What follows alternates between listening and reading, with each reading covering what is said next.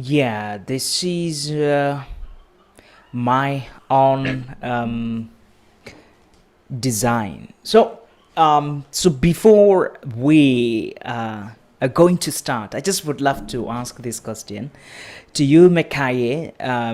So rewire brain for success. So my question is, why there is a rewiring? What is the need for rewiring? And what's the relationship between your brain and success? So, Uh, do you have any thoughts? from my personal perspective in regards to having to rewire our brain, it is because as we grow up based on our different environment or sociological factors, we are conditioned by our environment to behave a certain way. As a result of that, there is a great need and a great importance for us to rewire and rechannel ourselves. For example, if all that I've ever experienced in my life is failure, my brain is going to be wired towards failure. And for me, it is important for me to rewire my mind towards success, to think right, to speak positive to my brain so that I can react positively and produce results that are desired out of me. Wow, that's perfect. That's perfect. That's great. As indeed, as you said, that's one of the reasons why we need to rewire our brain. Because if you're wired wrongly, imagine if you have an electric system at your home and some of the wires got plugged wrongly, then Mm, probably, you might be electro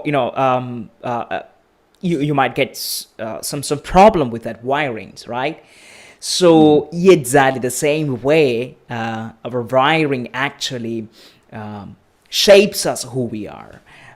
In other words, the kind of programming design the kind of life we lead. And the my journey into this the neuroscience actually started when I was having this experience, having a conversation with my one of my friend. So we were sitting at a cafe and having a conversation, just a casual conversation. So we were talking each other, and suddenly he began to talk about my girlfriend. And when he began to talk about her, what happened was, suddenly I felt a pang on my chest, felt a slight pain, and I wasn't able to, sit there comfortably. I began to fidget, and I had this very, very bad feeling. Something, bad is going on within mm, me, and I began to have this, stress feeling. I stood up from there and walked outside. I went to have a cigarette. So this is what happened. So I went to the shopkeeper and asked for a cigarette. And when I was doing that, I just stopped for a moment and asked myself, oh my God, what am I doing? Right? So I was having a conversation right there, sitting with my friend. And we were quite happy until that time when he actually brought up that. I asked myself, what was he talking about? You know, what were that he was talking about that completely changed my physiology and psychology. I just wanted to know more. So I asked myself, what was he talking about? Was he talking about something wrong? Because it changed my physiology and psychology, my mood. And and the truth is, no, he wasn't talking about anything bad about her.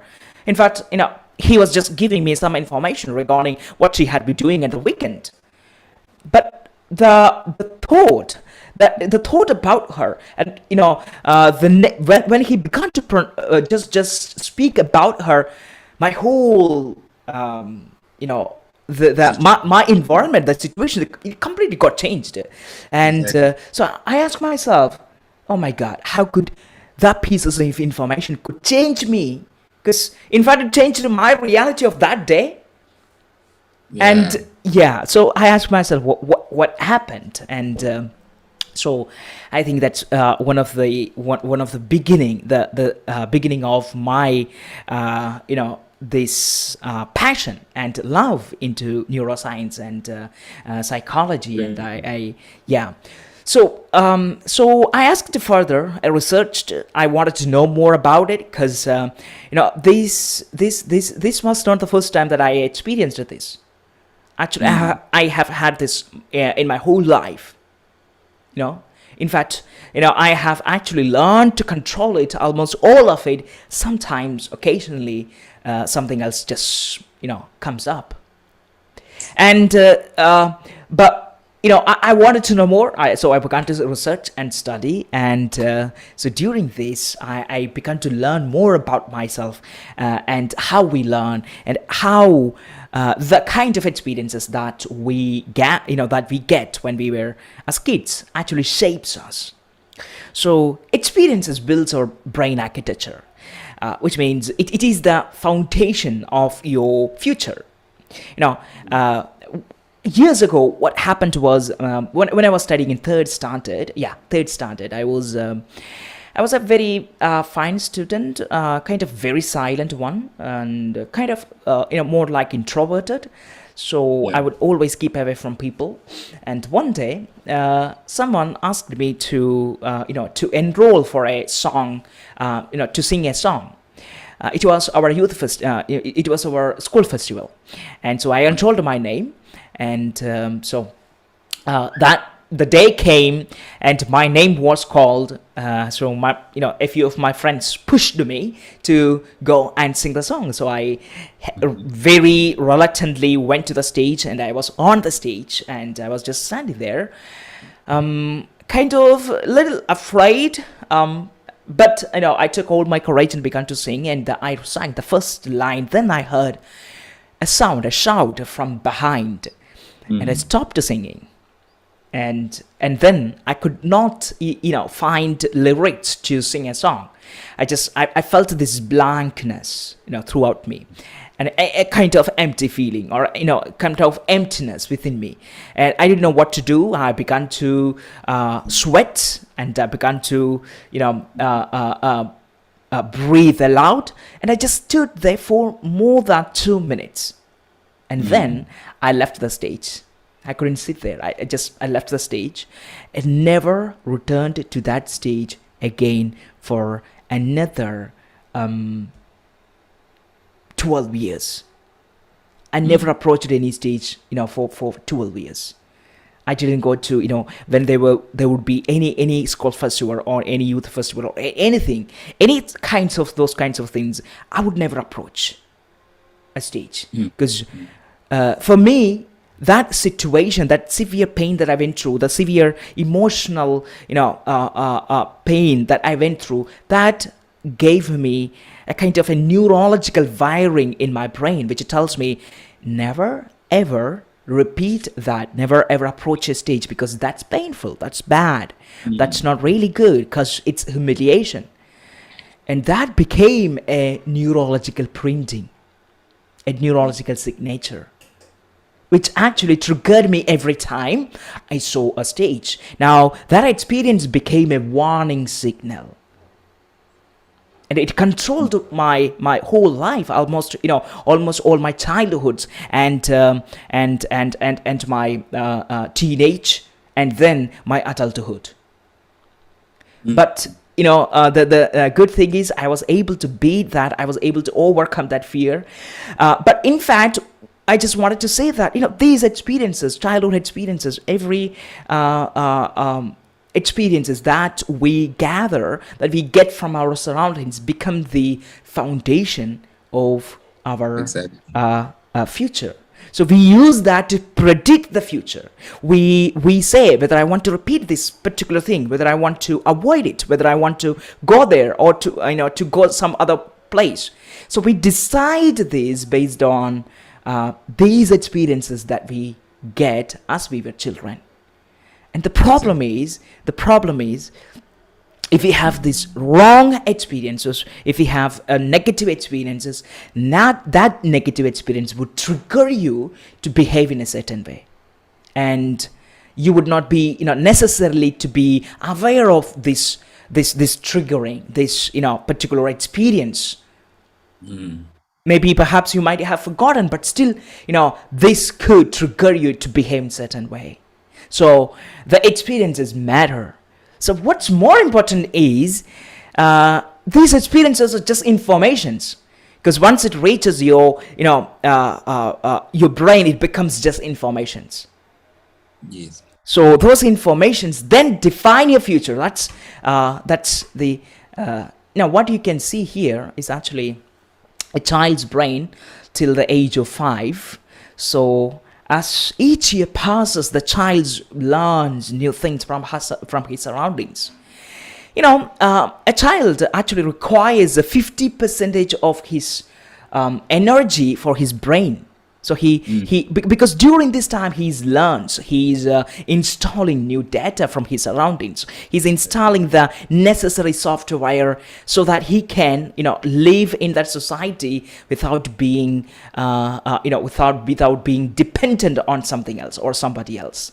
So this is why we actually gather this information, so that we can save ourselves from a danger, or we can go to somewhere where we get pleasure. So, a child's during this childhood years, we actually gather this information, and that information has a very, very fundamental role in designing the kind of future life that we are going to lead. Whether it's physiological or psychological. In the 19. I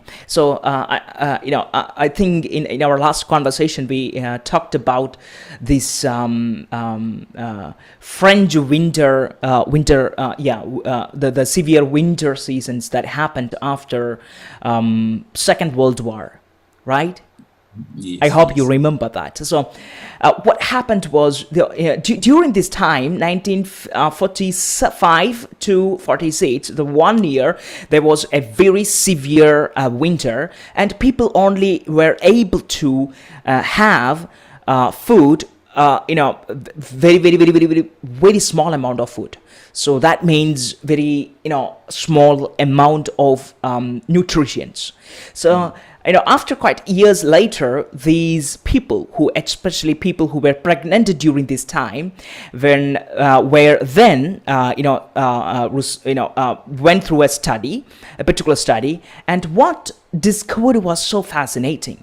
What discovered was almost all the kids who were who were in the wounds of mother during this child, or who were being born during this time, what happened to them was these kids had lots of diseases, and they kind of had lots of growth problems, and most of them were very small, short, and they almost everyone had the same problems related to, because of the lack of nutrients that they got during their childhood. Now, why would your body do that in such a way? It's because it's because when your body in a survival state, it needs to survive. It needs to survive if there is a danger. So this lack of food is a dangerous situation, but you need to survive somehow. So your body begin to take all those the small amount of food and fill in. Right? And gradually, these children became very smaller, so that they never want to have more food, because they can survive with that small amount of food. That's exactly what happened. Now that's called, that's actually related to epigenetics. So what I'm saying is, now the kind of information, the kind of experiences that we have during our childhood, in fact, changes our physiology as well as our, psychology. And it kind of designs us. It designs who we become. Now, in one sense, this is really good, because it makes you to be less vulnerable in a dangerous society. Let's imagine you live in a forest, and constantly faced with lots of threats from other animals, right? So in that case, this is really good, because you can you can survive, you can expand your lifespan, you can save yourself always. But today we are not living in savannah, we are not living in the forest, but in fact we are living in a modern society, and we don't need to be afraid anymore, we don't need to run away from anything else, and there isn't any danger awaiting us. But still, when we see a stage, we are afraid. When we see a public, we are afraid to express our voice. When we attend a party, we are afraid to express our opinion, or so we limit ourselves from exploring more because of the information that we gathered during our childhood. So the problem is, often we kind of we're born in a kind of very unhealthy environment. So what happened to us later in lives, we actually develop these skills in order to defend these situations in the future. But the problem is, as we develop, as we grow up, these defensive mechanisms would actually become the very problems that we face in our that we face in the future. So in the story of mine, I avoided stages because for me the stage was a warning sign, never to approach because it gives you pain, so run away from it. So I ran for many years. But I did not know it also could give me something better. I did not know that, because I never experienced that pleasure on the stage. If I had some pleasure, some pleasant experience on the stage, of course I would never be afraid to go there. But unfortunately, that experience was something unhealthy, and that changed everything. So the kind of experiences, sometimes people might call you dumb, bad, stupid, lazy, a mistake. In fact, I used to be called a mistake when I was a child, and I looked, I always looked at myself whether I was a mistake, and so I had this very low self-esteem, as I was growing up, and it all happened because of the kind of environment that I was in, and it was very difficult to rewire it. Very difficult. The first thing, I did not know how, and I had no mentor. So it was a very difficult time. So what you can see here is actually, I think you can see this. It's not really showing. Okay. Oh, yeah, now I can. Okay, so this is actually a neurons. This is original neurons, the picture of image of a neurons in your brain. And they are, as you can see here, the white shades. That's the place where they are, where there is too much energy going on, too much, they are sparking, they are sending impulses, they are sending messages each other. That's what you see, the white spots. So this is exactly what happens when you learn something new. Because when you learn something new, the neurons in your brain, they connect each other. When you experience something new, your brain, your neurons in your brain connect each other. They create a connection, a bond, and the message would go to the other side, and we behave or respond in certain ways. So this is the neurological principle. So as we experience all the things that we surround ourselves, the thing is, we create the kind of neural map in our brain, and that becomes the map toward the future. So it's basically, the kind of map. So if you have a map, a better map, if you have better experience, better childhood, then probably you're going to have a better neurological map that will help you to actually put you in a right direction, or in the kind of right direction, because you have the right map. So here you can see here, this is we have here 3 maps: map 1, map 2, map 3. I hope you can see that, right? Yes, I can see it. Yes. So imagine now. So we all have some dreams. So Mackay, what's your dream? Basically, the dream is to help people find their purpose, meaning, live productive life, live meaningfully. That's Yes. my dream, Okay. yeah. Yeah, that's wonderful. So that's your goal. That's your vision. That's where you're going. Yeah. But but my question is, do you have the wiring in your brain to get you toward that goal? Yeah, exactly. There's always pointers and things that I do currently that pointing me towards the desired destination, you see. Wow, that's really wonderful. That's really wonderful because you're the lucky one. So the problem of some of the people is they do have a goal. Almost everyone, they want to be somebody. They want to do something with their lives, and they start at some point in their lives. They start. But the problem is they never reach their destination. They keep starting. They end after 1 month, 2 weeks, or 3 weeks, or 1 month, or 2 months, or 1 year later, and they start again something else, and then they end that. They finish it because it's not working out, and they start something else. It's not working out. They keep, they just they stop it and then they start again. So there might be lots of reasons why for some people it's not working out, because of their inability to communicate very well, inability to add more skills, inability to understand people. So there might be a lot of reasons, but still, these inability actually comes from the kind of experiences that you had in your childhood. So if you had a very bad rearing, a kind of unhealthy relationship with your parents, probably you're not going to have a very good relationship with others, because you most of the times do not know how to communicate effectively, because you did not have that kind of rearing, that kind of bringing up. So the problem is, you start with this map and you just move and move, but nothing is working out, and you start something else and you move ahead, but nothing is working out, and again you do something else, but it's not working out. So you keep doing that, right? And finally you decide it's not working out, so I'm going to give up. And some people give up. In fact, some people give up when they are starting to learn better. So, they give up completely and they end up exactly where they started. Exactly. Yeah. Now, so that's one part of people. That's one side.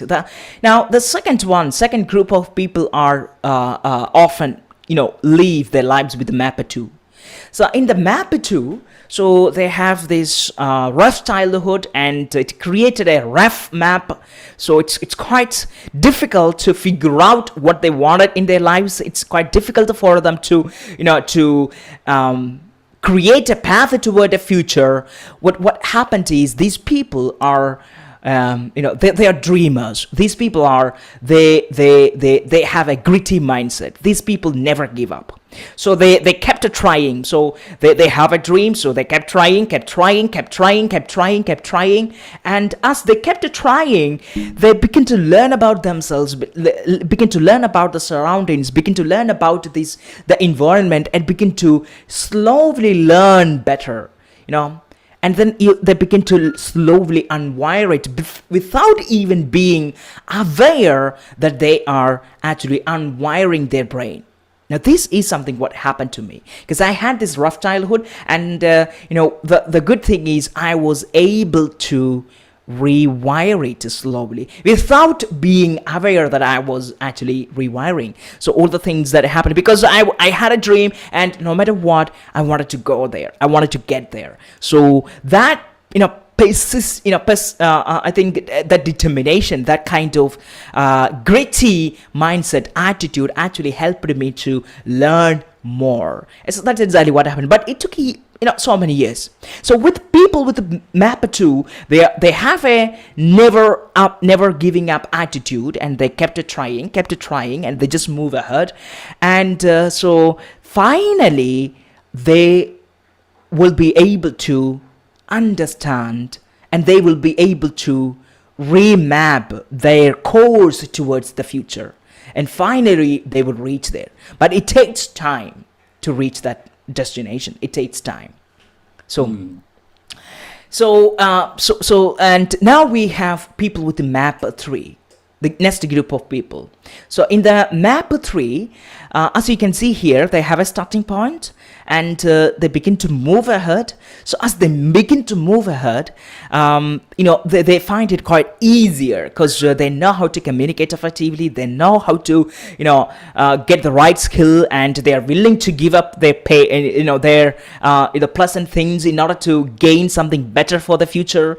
And they have the right environment when they were born, and they got the right skills, so they just kept moving toward the future, even though they had these slight problems, slight ups and downs. They kept moving ahead, and finally they reached their destination faster than many other people. Now these are the peoples, quite around just 5% of the population who reach their destination without without actually going through lots of failures or disappointments. Now I'm not saying they're completely perfect. No, they're not. They do have ups and downs. They do face problems, but they are able to bounce back as soon as some problems or some problem they face, because they have the right skills to do that. They know how to calculate their paces. They know how to calculate their journey. So they do that, and they have the right skill to move faster than the map 1, map 2. So here, I actually kind of had this map 2 with me when I was, starting my journey, but I was actually be able to change that map cozy to map 3. Now actually I'm doing that, but not perfect at it, but I'm able to do that. So actually doing that toward that map 3, because so I'm going to explain how we can also do that, because if you are having this map 2, this rough childhood areas, and where you are still unable to process how to find the path, you can make that definitely. If you have a gritty mindset, definitely you will reach there. That's the kind of group with map 2 has. So but you can make that journey faster. You can reach there faster. And if you are a person with map 1, you can still make that journey possible, because you can rewire your brain. So this is basically actually this section is basically helpful for people with map 1 and map 2, because map 2 people can increase the speed of their processing, speed of their journey by applying the method that we are going to learn. Yes, Makai. Sunny, you're mentioning something very important here. And I've picked up in your presentation as you were talking. I would like to know certain things that have helped you be in this kind of platform where you are, or would I say a plateau or something, whereby you can see things in a broader lenses. Like, for example, if you go through pain, how do you actually deal with your own pain? How do you actually respond to situations like that? Let's say now we are dealing with people who are going through extremes of time. How can we emulate from our situations of suffering and overcoming, that they themselves can take out the necessary tools that can help them to respond effectively to pain, or be it suffering that they're going through? Yeah, in order to rewire, their mind. So what I would do is, whenever I face a problem, a danger, or a very uncomfortable situation, maybe it's a disappointment or a pain or a struggle, so I would look at that that problem. Now it doesn't mean that I don't feel disappointed. It doesn't mean that I don't feel sad or sorrow. I of course feel sorrow, and I feel very sad. Sometimes I cry, and so when this happens, one thing that I always do is I look back at that situation, at that struggle, that pain that's causing me, and I just look at at it very carefully. What is it causing me this pain, and why do why is it causing me this pain? And then I ask myself, how can I use that pain or that struggle to take this journey further? And one thing I commit myself, I often commit myself, is that I always tell myself that I will never ever miss a struggle or a pain that happened to me. I will use this whatever it is, whether it's painful experience or a sad experience. I always use that as a stepping stone, because as you know, every situation gives us it's a knowledge. It gives us some lessons. It gives us some information about something, either about us or about the situation or about the people that I surround with, and it gives me an insight. So only I can get this insight if I am willing to look into it. And I like what you just said, Sunny, that one thing that's important is to acknowledge our feelings as people. Because most of the time, I felt like you said that, because when we go through pain, most of us go in denial. Most of us intoxicate ourselves with liquor, smoking, whatever, but we don't fully acknowledge our pain. And the second thing that you've mentioned that I noted was that you identify the cause, so that in future your next action will be different from the first incident that happened. I really appreciate that, and I hope it's going to be able to help other people to first acknowledge the pain, their feelings, and identify the cause, more than just running away and just being in denial and intoxicate ourselves with whatever narcotics or whatever alcohol, and hoping that situations will be better afterwards, because they don't go away. Actually, they just remain the same, and we don't grow up as people. We remain in the same position all the time. Yeah, exactly. And people who does that are the people with the mapper too. So they look back and they learn better and they rewire. They look back and they learn better and they rewire. So this is actually what I did, what happened to me. And so it is necessary, especially it's necessary to not to go into denial, because when I was quite years back, especially whenever I feel stressed out, whenever I feel sad, what I would do is I would try to avoid that pain by having a cigarette. So I was actually replacing that emotion with the cigarettes, and thereby just denying it. And sometimes I would just burst out as a result, because I could not just control all the emotions, just suppressed deep within. So I just but if you learn to just let it out and then feel free, and if you learn to use that and slowly just let your emotion out in a way that's more healthier for you and for your for the people who you surround with, if you're able to actually use that in such a way, in a way that kind of balance your mental state and the and others' mental states, probably you're going to influence people, because you can then use that same situation to become an influential leader. Exactly. Yeah. Yes. So before we go into further the next slide, I just would love to ask you one question: whether what kind of map do you have? Either it's map 1, map 2, or map 3. So if you're here with map 1, it's okay, because what we went through, what we are going through right now, or the kind of experience we had, we didn't do it, or we didn't receive it intentionally. It just happened. Yeah. That's how life is, and you cannot blame it. What you can do is you can look back and learn from it.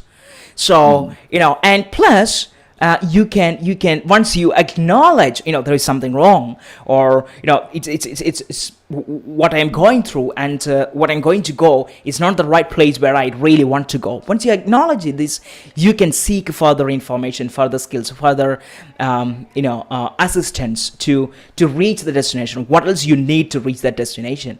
And if you're mapper 2, my question is, do you want to reach your destination faster? Because this is an information technology, and we have enough tools in the world, enough information to actually make that transition, make that journey faster. And that's what we're going to look into next. And if you're mapper 3, you can learn this and help others to to make this transition, make this journey faster, or help them to reach their goals faster. So the first question, before we delve into that, my first question is why this information matters. So as I told you before in the beginning, the kind of neurological wirings, it actually shapes who we are. It shapes what we are. Yeah. So information matters. Information, shapes who we are. And in fact, I even go on to say this, that information and physical things are the two sides of the same coin. Because if you just dive deep into this quantum physics, that's what you see. Because they are the same things. Without information, there is no physical things. And information makes these physical things meaningful. And that meaning is taken away once there is no information. So information changes the reality. It changes the way reality functions. And I'm going to prove how that happens. Now, in the 90s, there was a human genome project.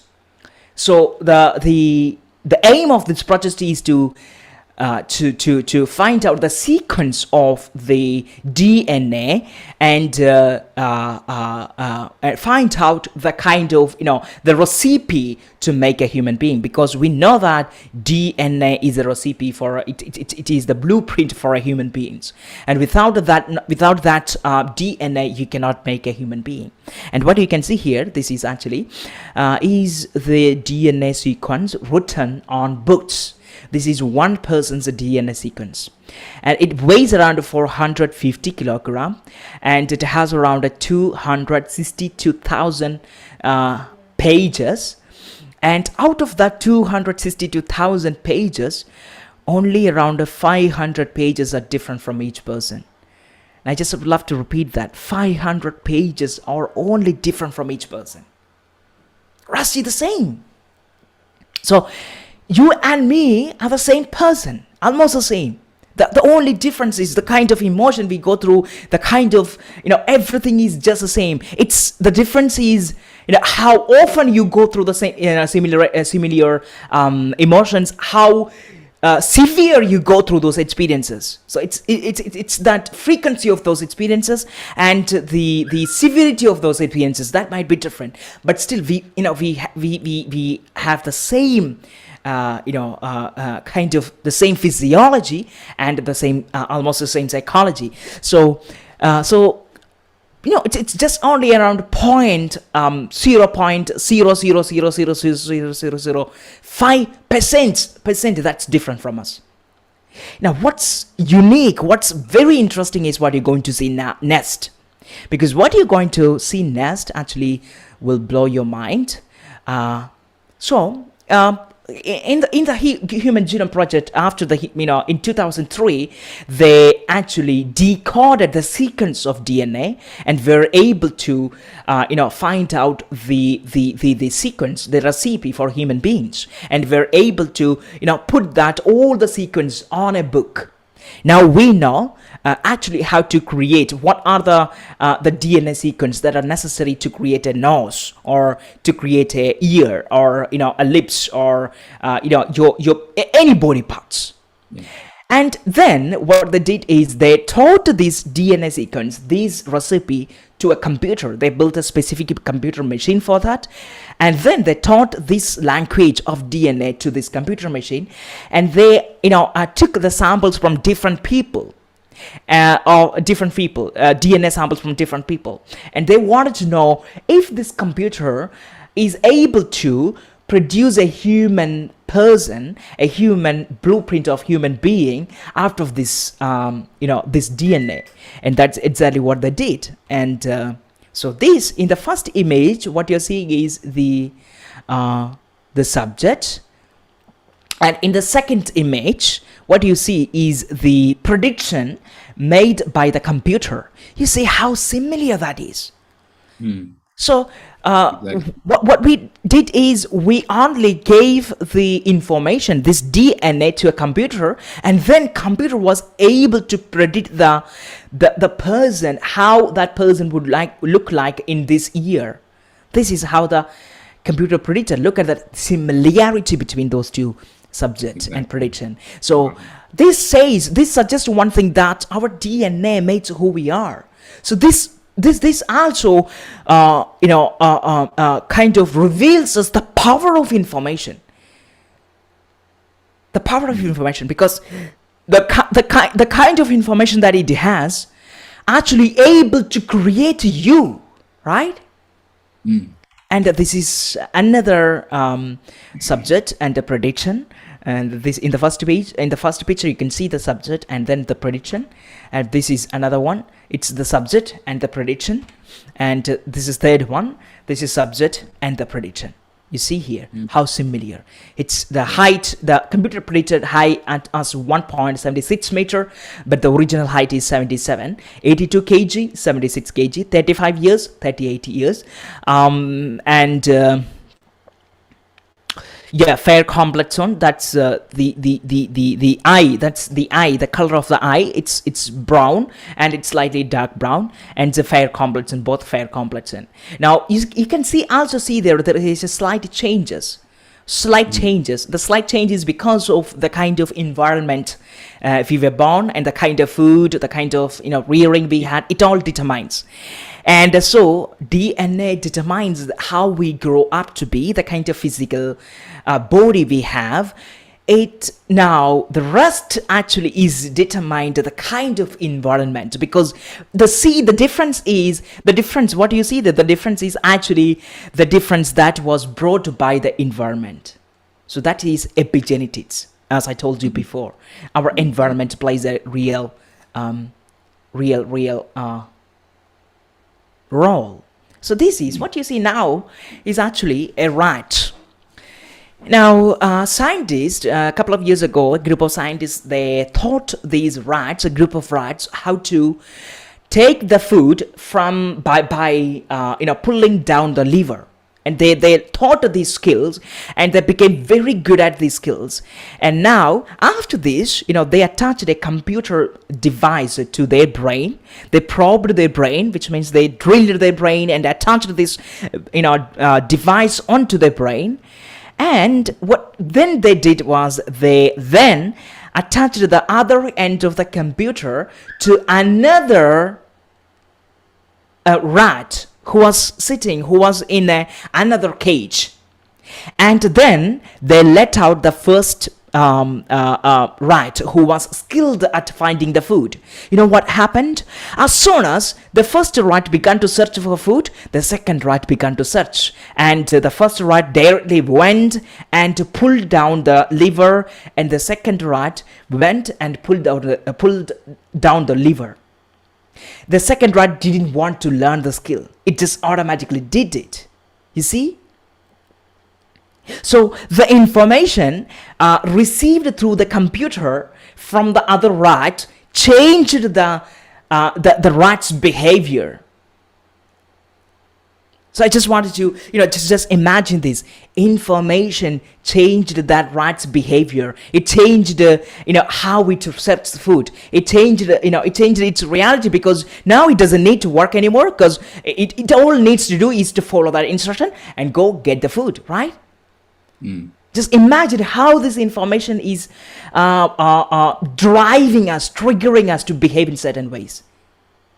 Now, I will also show you also one more slide. This is also very powerful. As you can see here, there are two scientists sitting in two seats. So the thing is, they are not sitting in two different rooms, but they're sitting in two different countries, attached by a computer on their head.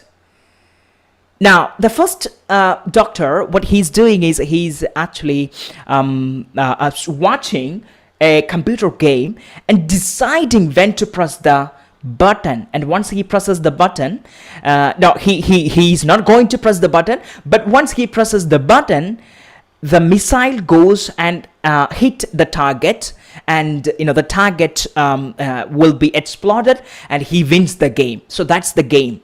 So now the first scientist, he's only watching it, and his task is to decide when to press the button.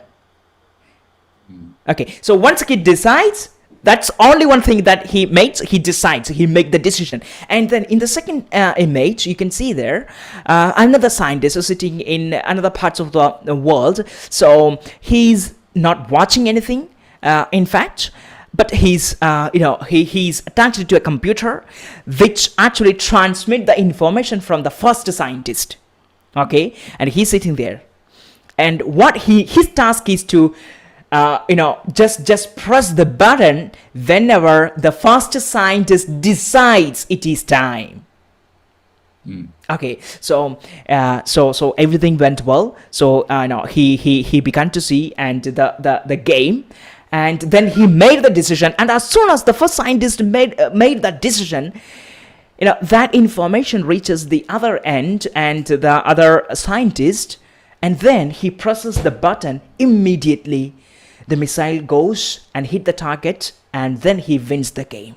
This is the experiment, and they actually successfully did the experiment several times. Now, what I'm saying is, information here, this is actually an experiment that shows that information, in fact, drives us to behave in certain ways. Now, another one thing that while this experiment was going on is that the second doctor who received this information, he had no idea what this is all about. He had no idea. He's not aware of the information. He's not aware of the game. He's only, he was prompted to behave in certain ways, and he won it. Now, my question is, especially the experiences that we went through, especially during these childhood years, these experiences would trigger us to behave in certain ways. Now, if those experiences still exist as neurological imprints in our brain, we may not be necessarily know about it, but they actually triggers us to behave in certain ways. And this would, this could in fact kind of lead us into the kind of life we want. Otherwise, it in fact could lead us in the other direction based on the kind of information we have. So this is why if you have a right environment, you're going to be the right, you're going to get at your destination at the right time. And if you have the right and wrong environment, probably you're going to suffer, going to have lots of miserable days, going to end up being a failure. Not necessarily because that you wanted to or you deserve it, but because just you had the wrong map. And that's why it's necessary to understand how to rewire our brain, because they defines our future. Although we cannot change our DNA, the kind of neurological signature we have defines our future. So information creates physical changes, and information changes our reality. And then my question is how to change this reality. So if you want to change the reality, what's the thing you need to do? Change the mindset. Exactly. You need to change the information. You need to change the same thing. Once you change the information, you change how to act or how to behave. But also some people believe that in order for you to change, sometimes you need to change your geographical location, change your mindset. Yeah, exactly. So when you're doing that, when you're changing the location, you're also changing the information. You're not, because you're not seeing, for example, if I just imagine, if you were to see a particular person every day, and that person makes you very sick, and for sometimes you're not seeing that person. So what happens is you stop having that, particular feeling, because you're not seeing that person anymore. So that you don't need to use that information. So by changing that, you change, literally change. But what you're not doing is you're not actually improving anywhere. You're not improving it, because imagine after 6 months you're able, you were to see that person again, the same situation comes up, and you run away from it. Yeah, exactly. So what we need is we need to learn to change the information and use it for the right thing. So if you were to do that, and you don't need to change your location anymore. You don't need to run away from the from that danger anymore. You don't need to run away from the public or from the people that you think that you're afraid. In fact, you can. You mentioning some strong pointers. Having to come from difficult circumstances in life, I've realized that majority of us don't really make it in life because we carry so much of these negative information within us, through whether I would call it neurological information that is implanted within us.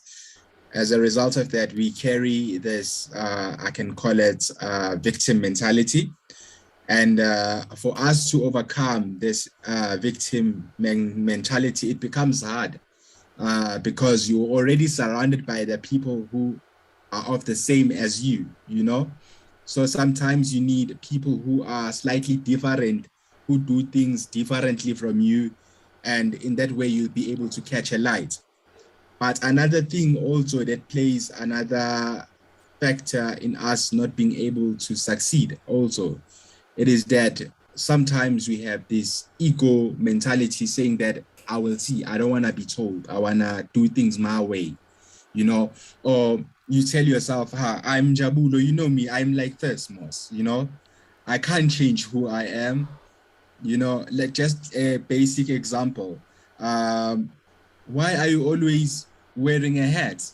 I'm like this, I'm always wearing a hat, you can't change me. That mentality won't make me grow in other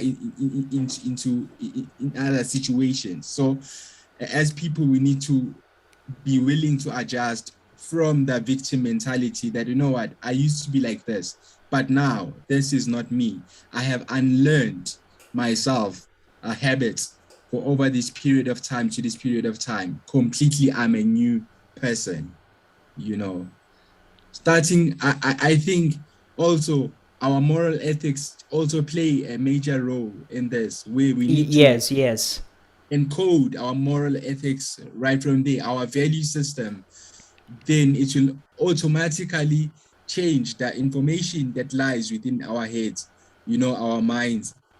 And then as a result, we'll see different results, because I behave the way I behave because of certain reasons and certain information that I've been exposed to. So it's also my duty with what I have to also assist another individual to be a better human being, you see. Because also myself, I've been helped by others who had been in a better light than I am, you see. So that's like exactly. So you may continue. Yes. Thank you for that, Makai. So to change the reality, you need to change the information. And how do we do that? That is conscious information analysis. This is one of the best model that we can use to use the same information instead of erasing all the data in your brain. You can rewire it, reconstruct the map, the same experiences. You can rewrite that experiences. Like for example, imagine for example, imagine you have this is a book. I have a book here. It's called a Nudge. I have a book here, and what I can do here is, if I want to, for example, I want the reader to read this in a particular way. So it's already been printed. So that there is nothing I can do. But what I can do is I can add extra information, or I can add some extra explanation, right? So by adding some extra information, by adding some extra information, what I'm doing is I am actually reconstructing it the way that the person has to read. So if I might, for example, I could write here. What some extra information. For example, first chapter need to be read after the fourth chapter. So when I do that, when I write that extra information, my reader, what he does is he directly go to the next second chapter, and after the fourth chapter, he reads the first one, right? So we don't necessarily erase everything that happened. So most people, what they do is they try to forget the past. But the truth is, you cannot forget it because it's there in your brain as memories. You can just, erase it. They try to erase it for by drinking alcohol, having cigarettes, or just by being friendship with wrong people. They do that. But with the conscious information analysis, what you're doing is you are learning to understand each information you receive, and then you're learning to respond in a healthy way that's both beneficial to you and to me, to my own personal growth, as well as to my friends, to my to the person who am I communicating with, that person's benefit. Yes. I'm just thinking about something. What if a human being, his conditioning was totally wrong? Would it influence the manner in which his own conscience speaks to him or addresses things to him? Because I do believe that in some way or the other, if, like, let's say you condition our consciences are conditioned by our circumstances to act in a particular way, whether we decide what's wrong and what is right. And for us to be people whom are going to be, doing conscious information analysis in people, how do we help people really discover the right course of life? What is right and what is wrong? Because remember, what could be right for us as coaches or leadership coaches could be wrong for the others. And what's right for them is wrong for us. Yes, indeed. That's a good question. And yes. So the thing is, the point is, some people do have a very wrong childhood, may have kind of completely wrong information, and that might put them in a wrong path toward future. They might end up in jail, or as criminals, or they might just attempt to suicide or kill themselves or kill others, so become drug addicts. Lots of things could happen, but also there is a way for them to recover from these experiences, because all we need is to shed the light of this knowledge, to so that they can look back and see the whole picture as it is, not as they want to be seen. Now,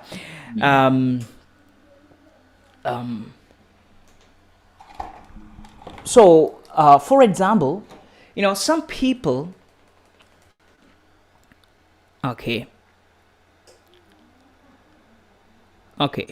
so some people go through certain period of life. Maybe it's a very painful situation, And so mine was actually, I was born into a kind of in a very bad circumstances, kind of a very broken family, and had lots of unhealthy relationship. And I just went through both physical, emotional, and mental, trauma, and that put me in a very different condition. So whenever I went, I just looked for love. I didn't get that. So I was kind of abandoned. Didn't have could not spend with my family a long time during my childhood. So this put me in a kind of a very unhealthy situation where I constantly faced the threat. So I began to run away from people. So I kind of had a lots of bad relationship, which means I just fell in love with someone and then immediately just get away from that person, because I was always afraid to give that love to that person, because I was thinking about what would happen if I do not get what I expect. So because of the kind of childhood experiences that I had. So this is exactly what happened when I was sitting on the cafe. So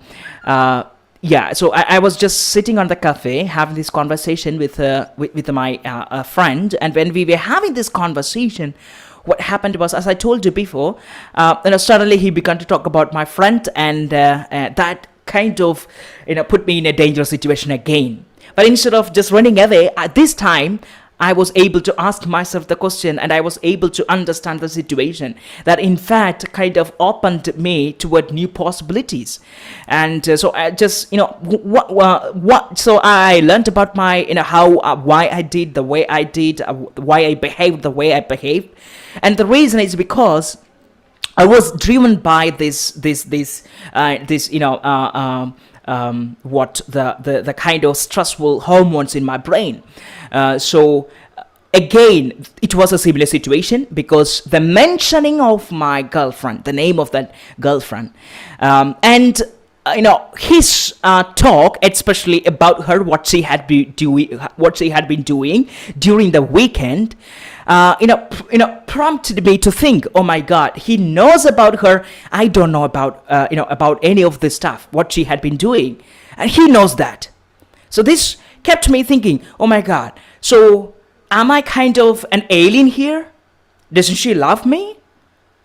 Or and this actually I kind of thought about that thinking, because of the similar experiences that I had in my I had as a childhood. Because I always, whenever I went to get love from people, I was told to go away. And now this situation, although it was not similar, the situation was interpreted based on that past experiences. And that's what happened to me. Yes, Makai. Yeah, I'm just listening. It's such a good story to share that you have shared with me just now, and also with the world, because we live online. I just think to myself that I'm thinking that your moment of awakening, where you realize that there needs to be a response or an action. Never mind that response that you gave, which was an auto response of going out, taking a cigarette. That was an automatic one. You never even think about that one. You just went to and did it. But now I'm talking about the response that awakened you to be a conscious somebody, to reason to yourself in a meaningful manner, that now I'm deciding to go for, to acquire skills and do 1, 2, 3, or how did it happen? From that process? Yeah, actually, if it were to happen before the transition happened, before my journey my journey started, I would probably go and have the cigarettes, and I never, I would go on just thinking about her the whole day, and nothing would happen.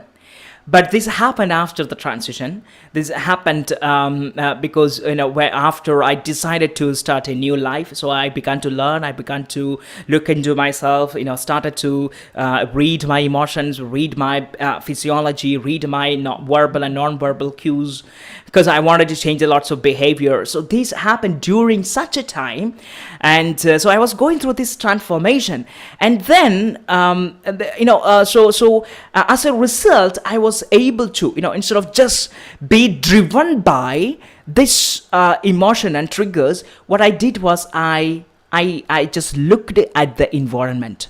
I analyzed the environment, and this is all about conscious information analysis.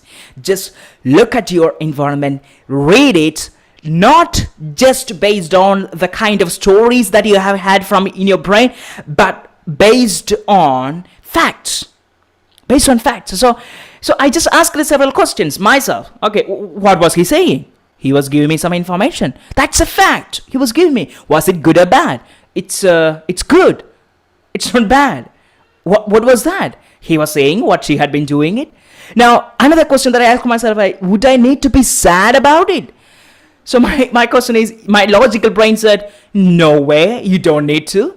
Even though my emotional side or the unconscious side is clinging, to that part again. No, you need to be sad again. So I had this, questioning within me. I had this battle going on within me, with this logical brain and this unconscious mind. So my unconscious brain won. My logical brain won because it's logic. It's reasoning. That's what I did.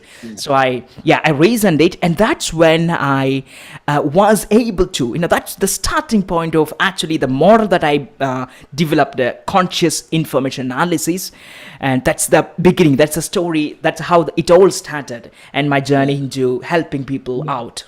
There's something interesting that you're mentioning.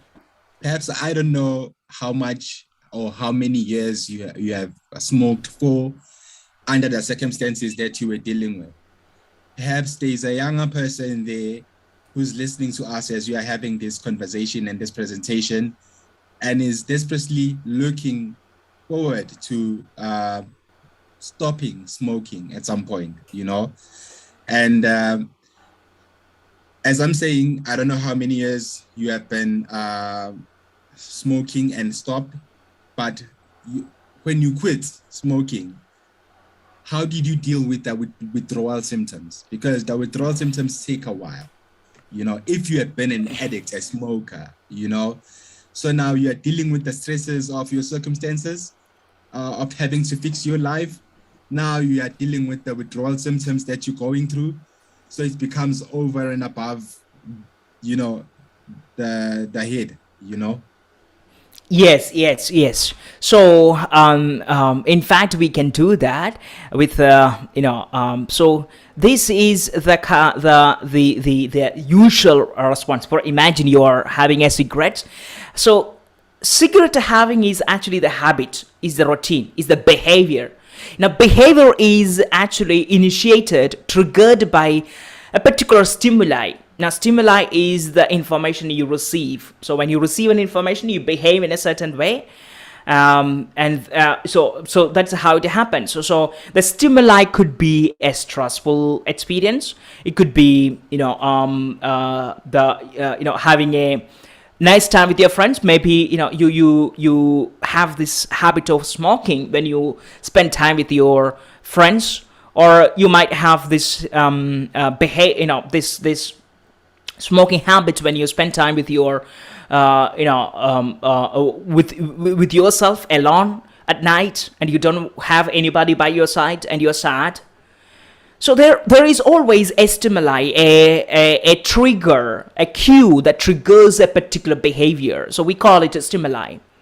And then there is this automatic system. So every information, every stimuli that enters your brain is processed through these automatic systems based on the kind of experiences you have had in your past. So you process the information through that filter that you have had. So So the information is filtered, so it's a dangerous situation. For in my case, that information was very danger, because I feel uncomfortable. So feeling uncomfortable means the immediate reaction is to go and have a cigarette, and that's what I did. I went to have a cigarette, but fortunately I didn't. I stopped right there, and I'm going to actually explain how I stopped right there, and how how I was able to rewire myself from that habit. So we reached this. So we cannot change the stimuli, because stimuli, it appears now and then. You cannot change it. So people who change the location, what they're trying to do is they're trying to change the stimuli receiving of this information.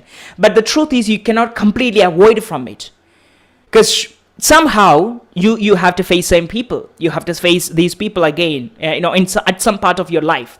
You cannot forever run away from your teachers or your friends or your the people whom you debt some money, right? Or or the public. You cannot completely run away from it. In some cases, in some instances, you might face some circumstances where you are forced to smoke or have a alcohol. But in that case, what would you do? You cannot run away from it. So this is why conscious information analysis is necessary. So what we do is, using conscious information analysis, we can in fact change our behavior. So as usual, we receive a stimuli or a trigger or a cue, and once we receive this cue, instead of suddenly just responding to it, just wait for a moment. Just think for a moment. Just read the environment. Just be conscious of the environment, conscious of the the surroundings. Just be aware. So once you become aware, you can see what's going on, and once you become aware, you have the choice to decide whether you want to follow a particular instruction or not, because now you're aware. Unless you become aware, you don't have any other option. So that's why conscious information analysis is necessary, because it's about being conscious. It's becoming aware of the situation. So how do we do this? So I have a small graph here. Well, you can use this to in fact to change your behavior. This is a very small map, but in our courses, in our courses we provide detailed explanations and all the details. It's a 100 days journey. But you can use this to in fact to change your behavior from today, from this moment. How do we do that? So you can receive a stimuli, which means you are in an uncomfortable situation, very uncomfortable situation, and you want to immediately take that and just remove that uncomfortable situation, get rid of it, that feeling, that bad feeling that's coming, right? So that's a stimuli. So once you receive the stimuli, what you need to do is analyze the situation, read the environment. So what's going on here? Where am I? Am I here? Am I at my home, inside, alone, sitting here? And then read your body, both verbal and non-verbal cues. If you're having a conversation, you can read what the other person is saying. And read that person's body language, non-verbal cues, emotion, and the physical changes that's having. So if you're having, you would really want to have a cigarette, and you just look at your body, the physical changes that's happening within you. And when you're doing that, you're becoming more conscious. And you are becoming aware how this particular emotion, this particular, uncomfortable situation is driving you to behave in certain ways. And that becoming conscious can in fact help you to find a right solution, instead of being forced to do something that you were that somehow learned from your childhood. And the other one thing is, if you want to, for example, in the case of having these cigarettes, you can do is you can note down your behavior. Sometimes it is necessary. So maybe you just imagine you're having this argument with your spouse, and you are stressed out, and you go out and take a cigarette and smoke. And sometimes you're not aware of the situation. You may not necessarily become conscious Okay, so you just follow the instruction in your brain and you just take the cigarettes and smoke it. But then after quite some time, you become aware, oh my God, I did that. I decided to quit this thing, right? And then what you have to do is note down that particular habits, whatever the habits that you want to, remove, write down and note down the times, the particular moment when you're triggered to behave in certain way. Just write, note it down. What kind of situation that you have the same quarrel with your spouse? When, what is the situation? Is it when I talk to her about work life, or is it when I talk about our personal stuff? Or if I talk about my personal stuff, what is it? Why does that make me sad? Why does that make me angry? By just analyzing this, just going through that experience again, not through that mental painful experiences, not necessarily going through that subjective experiences, by looking at that experience objectively from a third person's point of view. Just look at it from a distance, or from a distance. Just see it as it is. So when you note down, it helps you to understand the situation better. And I have these two words for success, that is what and how. You can use these two questions to further explore the to understand the situations better.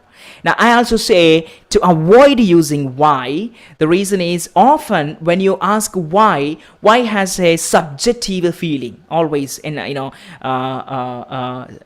it is somehow has a subjective feeling. For example, I used to ask this question a long time: why did it happen to me? Why did it happen to me? Why me?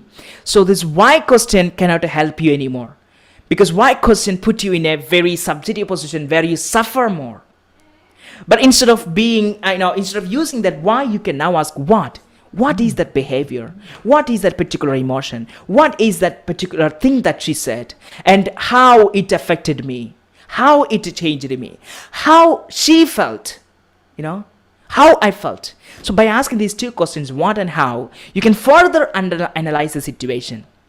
And the next one thing to actually analyze the situation is to getting feedback from others. You can ask others, their feedback. You can ask your friend, can you tell me whenever I get this feeling of smoking, or can you just help me out to get rid of this smoking? And he might be able to help you out to understand your habit better, because now he is seeing from a third person's point of view. You're not. So that information can in fact help you. So if you can use these tips to actually analyze the situation, analyze your information. And once you have this analysis, now just imagine you understand everything. You understand. For example, imagine you want to have a smoking, and you immediately, instead of just being triggered by that emotion, you remember, okay, CIA is the best solution. Conscious information analysis. Let's read this. Okay, what do I feel now? How do I feel? What's the purpose of, can I change this situation right now? Can I smoke after 1 hour? Maybe perhaps you might be able, you can decide that, right? So when you're doing that, you're changing the way you behave. You're changing the way you're actually, in fact, rewiring your brain, right? You're not behaving as soon as something, a stimuli is received, but instead you are analyzing it. And now you have a choice there. Now only you have a choice once you're conscious. So when you're conscious, you have a choice. And then you can use these methods, these techniques to actually create a response. So you can choose to just move away from there. You can go and have a coffee. So actually we have a particular, we do have a method to get rid of habits. We do have a method, a conscious information analysis method to actually remove a particular habits. So you can use that. So here, then you can choose a particular habit, like any other habits to replace. For example, you can go and have a coffee instead of having this cigarette, or you can listen to a music. So you can choose that the kind of response, healthy response, once you become aware of the environment. So this becoming aware of the environment is really necessary. That's the key to changing your behavior. Now, so let's just further delve into this conscious emotion analysis and how we can use to change our communication, our how we can if communicate effectively using this. And I have a method here. So as we know, the first thing we need to do is to understand. Once we receive an information, what we have to do is to analyze the information, to understand the information. So how do we do when we communicate with a person? How do we analyze the information? There are 3 stages. In the first stage, what you have to do is, the first stage, you ask and listen. That's the first stage of analyzing the situation. Ask and listen. Ask and listen. First, you ask yourself, ask what happened. Why she is behaving in this way? Is she angry? Is she sad? Right? Ask, and listen. So, for example, your boss is shouting at you. If you don't understand the situation, you can ask him further questions in a way that does not make him angrier. And then the second one is read emotions. So, like for example, is that person really angry? Is he stressed out? Was he exhausted, tired completely? Right? Was he hungry? Some people get angry because they are hungry. Most of the people who are tired, so there is a research which actually proved, which actually shows us, reveals that if you're hungry or tired, exhausted, you are likely to make the wrong choices and likely to make the wrong decisions, and probably you're going to misjudge the situation. So understand these emotions. And then the third one is study body language. The verbal and non-verbal cues. Understand body language. What is the situation? What are his body language reveal? So if you can use this to understand the situation, the analysis, to understand the information. So when your boss shouts at you, you're not immediately just shouting back, but instead you're just analyzing. It requires only a couple of seconds to do this. You can ask him questions, and you can read and study body language. This we do this almost every time, right? We do this. So when there is a critical situations, we just read this. We use this read emotions, study body language. We use this method every time, but we don't use it often, and that's the problem. Because we are triggered, we have this templates, this particular templates in our brain that we use to process every information that we get, and we filter it through that template that we received as a child or from our own experiences. But instead of doing that, what we can do is we can now analyze this communication. And by doing that, and then once you analyze the information, the second thing is you have to find the best response. Now, I'm going to help you out to how to make this response. How do you create a response, a better response? You can use empathy, compassion, vulnerability, and courage. So these are, I call them 4 pillars of communication, because they are 4 pillars of communication. Empathy, compassion, vulnerability, and courage. Just imagine you're having a communication with your spouse, and you are having the same argument over and over and again. The same argument. Now you know how to use conscious information analysis. So instead of being triggered by this by the particular emotion that you have, or instead of giving the same responses that you gave before, you can analyze now, you can understand. So the first one is empathy. Empathy is really important because it's about understanding the person, how they feel. So just understand how that person feels. Now, so you do this by analyzing it. You can, when you analyze, you are actually understanding the person.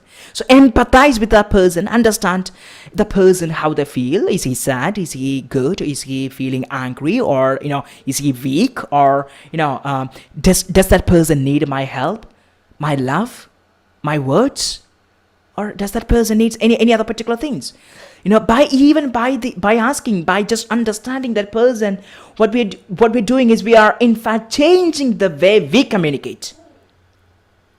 Now, the second is compassion. Compassion is the ability to help that person to come out of that misery, that particular problem that he is facing. So be compassionate, be willing to helpful. So, for example, imagine you're having that conversation again and having this this quarrel. So instead of now you understand that person, why he behaves in certain way. Now what you can do is you can try to help that person to become healthier, to balance his emotion, or to come back to normalcy. Right? That's exactly what that person needs. He needs support, help from you. So when you are compassionate, you're giving your hand. Okay, I'm here and I'm ready to help you. I'm ready to, sometimes listening your compassion. So you're ready to listen. Okay, I'm ready to listen to you, what you need to say. Instead of just shouting at that person or just, denying that person or rejecting him, now you're ready to respond. Okay, what is it that you want? Tell me, I'm here to listen. And you take that person's hand on your hand. So while what you're doing is you're in fact helping that person to come out of that. You're strengthening your bond. And the third one is vulnerability. Vulnerability is in fact the most powerful thing that I think that we have as a human beings. It is what makes us who we are, because without vulnerability we are not human beings. What makes who we are, what makes us human being, is our vulnerability, our weak side. We all are weak. Sometimes we are sad, we are sad. Sometimes we get angry easily. Sometimes we get tired easily. And there are lots of other stuff, other problems, weaknesses that we face. And when the two things that we need to do is, one is accept our vulnerability. Second, accept their vulnerability. That person is vulnerable too, and so you are. So accept yours and then theirs. So when you accept this vulnerability, you connect.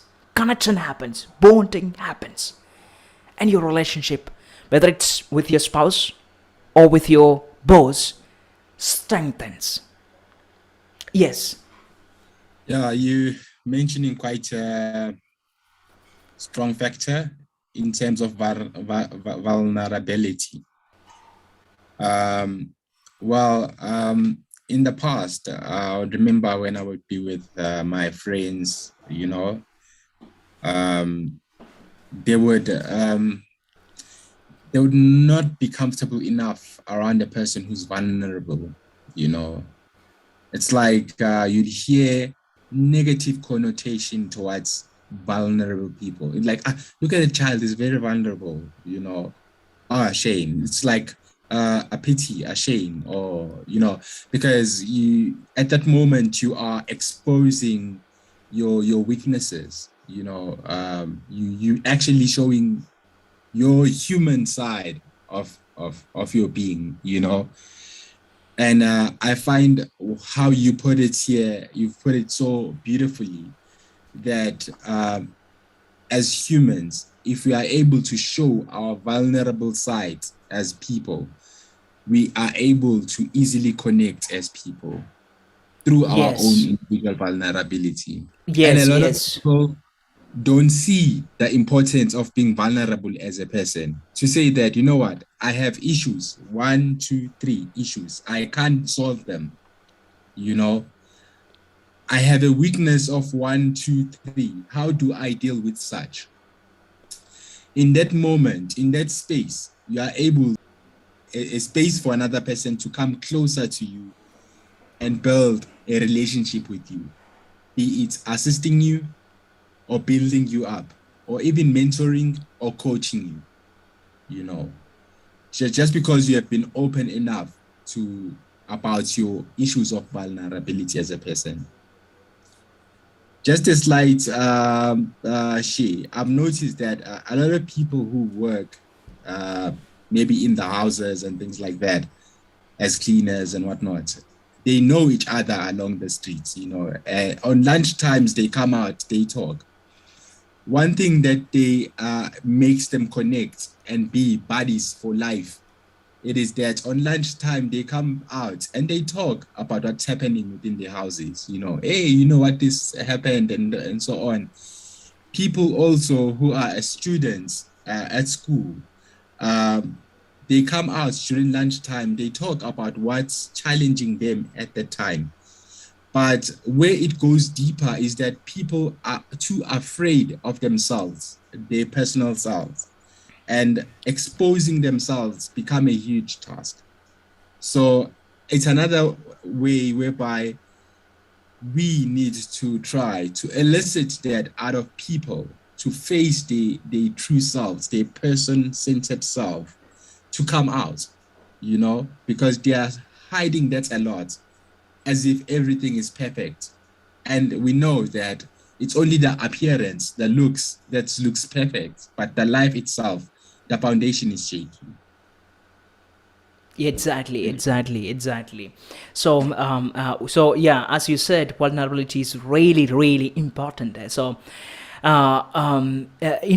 people who are who actually hide their vulnerability, what they do is they try to fake different kinds of emotions, like they are always happy, they're always, but by bringing these fake emotions, what they do is they kind of always create a void in within them, a kind of emptiness, and they always feel emptiness. They always want to do something in order to be, make them happy. But it's just, when you accept that, okay, you're not perfectly okay, and that is okay. It's okay for me. I'm not perfect.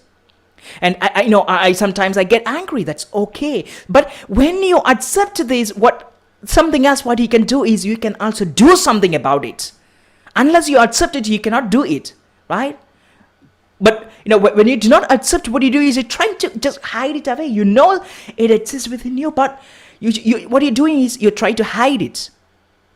But accept. So what I'm saying is accept your vulnerability, accept others, and then share your vulnerability with the people. It's okay to share your vulnerability, especially share them with your spouse, with your children, because when you share that, you invite others to connect with you. And you for example, now in the case of argument with your spouse, when she shares her vulnerability, you can take your hand, put on your hand, and tell her it's okay. Sometimes I do behave in that way. And when he says that, you're connecting as human beings, and that bond becomes strengthened. Now what you're doing is you're also adding something else to your communication, which is courage, because you have shown the courage to be open, to be vulnerable, and you have shown the courage to take that person's hand, and that makes our conversation, communication complete. If you're using this empathy, compassion, vulnerability, because if you want to be vulnerable, you need to have the courage to be vulnerable. You need to have. Sachin, you've mentioned beautiful points. I'd like to applaud you for that. And also something that stands out for me the most is humility. Humility is quite important, especially when you have courage, and also vulnerability and stuff. Because there are a group of people that other people would want to assist in life, but they can't be assisted. Actually your problem is that you don't listen, and the person is going to use defense mechanism.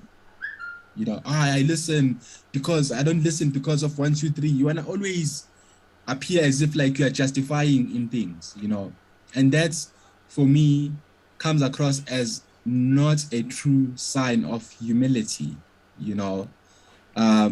being humble as a person, that you are not even that better than the others. As people, we are the same, but yet with different problems at different levels.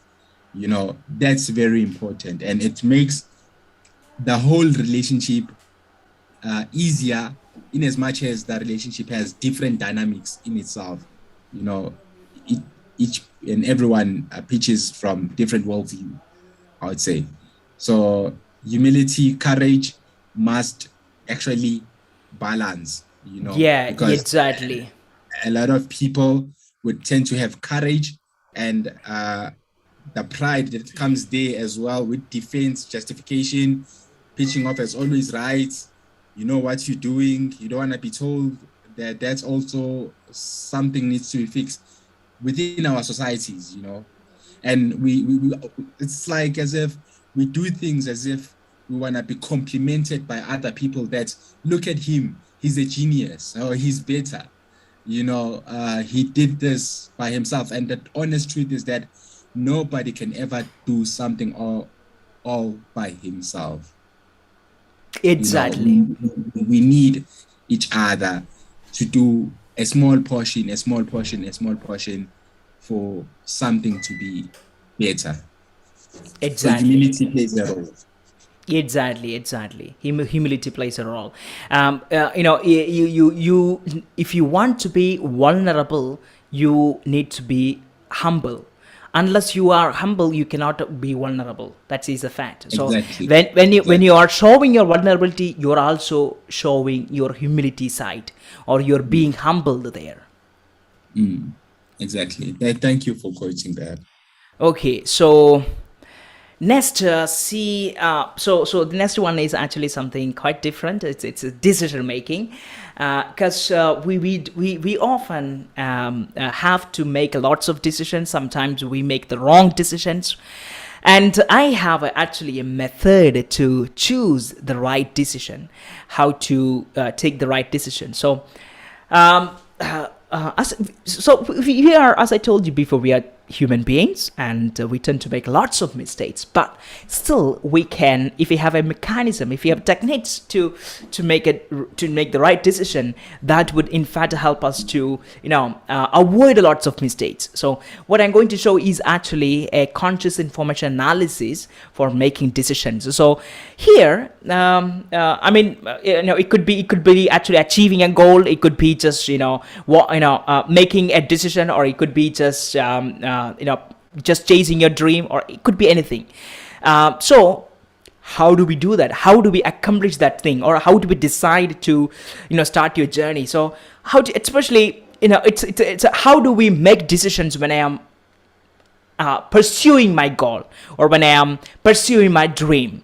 So there are different stages through which you can apply this. So in the first stage, what you do, you have two questions to ask. So number one is a primary questions.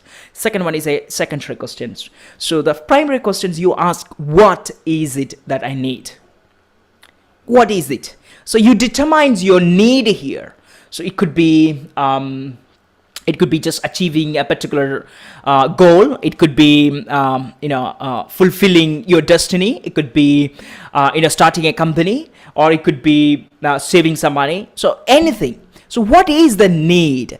So the better you can define your primary question, the better you can choose your options. You get it? So Yeah. if you have a vague need, probably you're going to have a vague options, and probably those options cannot help you to reach there, because you exactly don't know what exactly do you need.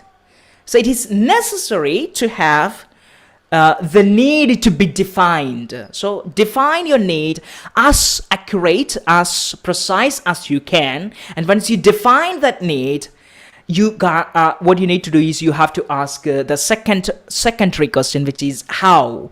or the options. So okay, so I have this need, I want to become a public speaker, and I have this house. Okay, I have the three options to choose when I do this. Okay, so I wrote down several options. The how, I asked myself the secondary question, how, and noted down several options, and take three most possible options and move with the first one. And if you go ahead, if you find it's not working out, come again, take the second option, work it out. If you find it's not working out, take the third one. And if you still do not find it working out, then probably you need to redefine your need, because you're pursuing the wrong need. That's why. So ask yourself, now, does my options align with my need, or is it the exact need that I want, or is it something else? So redefine your need, redefine your options, and then start your journey again. So that's the first stage. And in the second stage, what happens is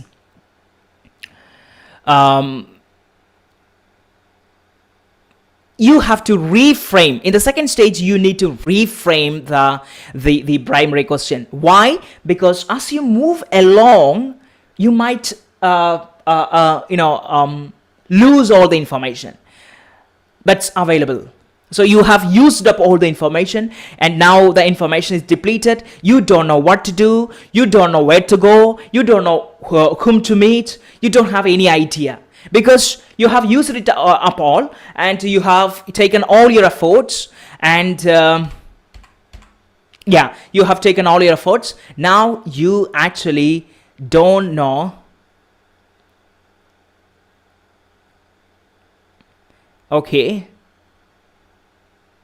Okay, so now you don't know what to do next. Right.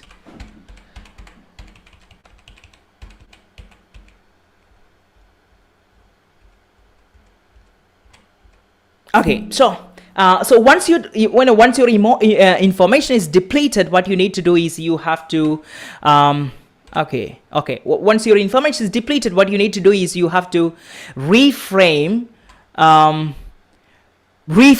the question. It's actually moving. I don't know why it's doing that. Okay, so what you need to do is reframe the primary question, or else. Okay.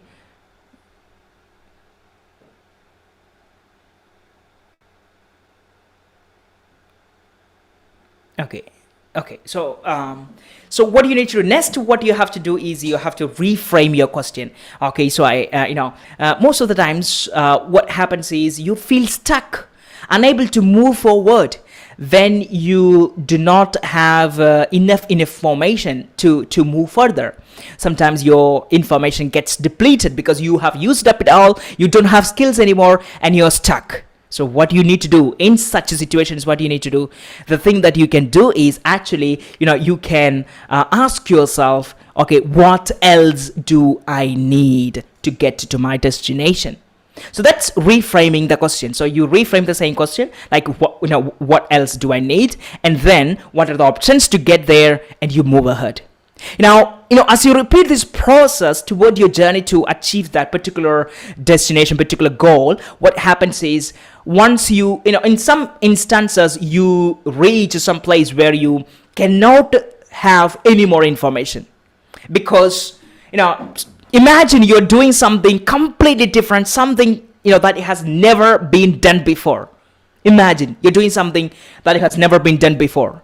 So now it's necessary to create new information. Now it's necessary to generate new information. Why it's necessary? It's necessary because you need to be innovative, you need to be creative in order to tackle this problem that you're, in order to achieve this goal, because it has never been done before. Now, if it has never been done before, nobody knows how to do it. So now it's your turn to do it. So in this case, you need to know how to, or you need to generate new information in order to do that. So my question is, how do we do that? How do we generate new information? So although there has never been a right theory or practical ways to do that, most of the scientists, they suggest that information actually expands from the existing information. For example, you have one and another one, and then you get two, because it's multiplied from 1 So you added that two information together and you get two, right? Yeah. So information gets multiplied when you take the existing information and you add it, you combine it. And this is why some people, especially people who have experience in different fields, bring these different ideas, different innovative ideas, creative ideas. If you just look in the history, what you see is exactly this. People, most of the people are, they are more creative, especially if they have a different background, different fields, different expertise. So that you will be able to bring all these different random information to make something new. So in the same way, you can generate new information. So what you have to do is you have to analyze the surroundings, and then take the existing information randomly and create new information. This is really helpful, especially for organization, communities, organization. For example, they're facing something new, or they want to be very unique in their own kind. They want to produce something completely different, so they can use this method, how to generate this new existing information. So by doing this, they in fact take a very faster route to produce the kind of thing they want to produce. So it is time. So in the third stage is actually generating new information, and then you can further go ahead regenerating information, or taking the old information and just using the same process again, repeating. Finally, you will be able to reach there. Now, if you're not able to reach there, the probable reason is that you are actually following the wrong need. Otherwise, you have the wrong goal, and that's the reason. And in that case, you need to redefine your future. So yes, so that is that's how you actually rewrite your you can decide achieve your goal faster, especially make decisions using this conscious information analysis. And I just want to say that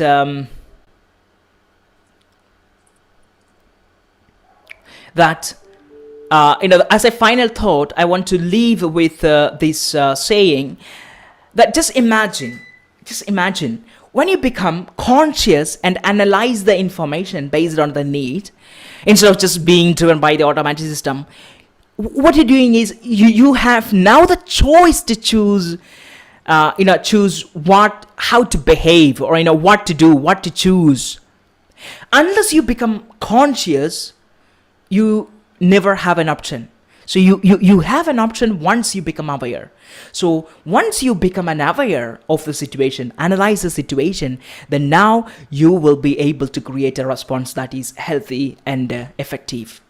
Now, before I just would love to conclude it here, end the section here, I just have to leave with a thought that think about the positive impact we could create if our children learn to use conscious information analysis in their daily life. How would it change their relationship? How would it change their relationship with their spouse, their friends, their co-workers?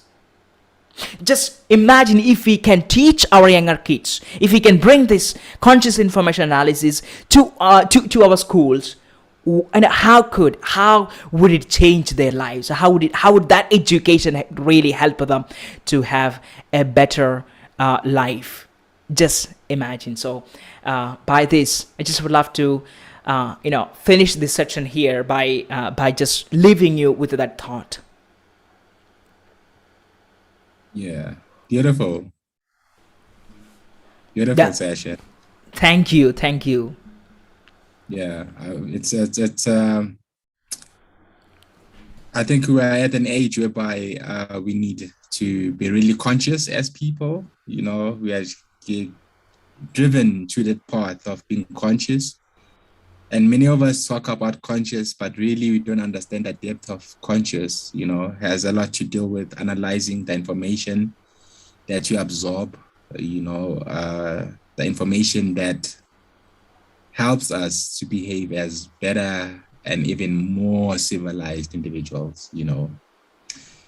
Because I'm just thinking, in as much as like we are thinking about, we're talking about our roots and everything, you know, because I like to focus on spirituality. And each and every time when you focus on spirituality, we look at the past and we look at the present and we look at the future.